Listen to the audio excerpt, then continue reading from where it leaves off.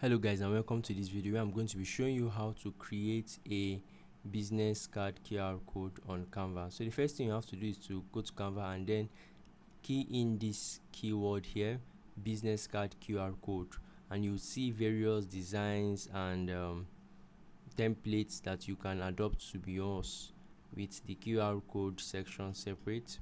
So you want to create a business card, you can see this here. You can just choose a template of any of your choice and it's very easy. Okay, let's say I choose a template like this, Olivia Wilson. Obviously you're going to customize it to your name and your particulars.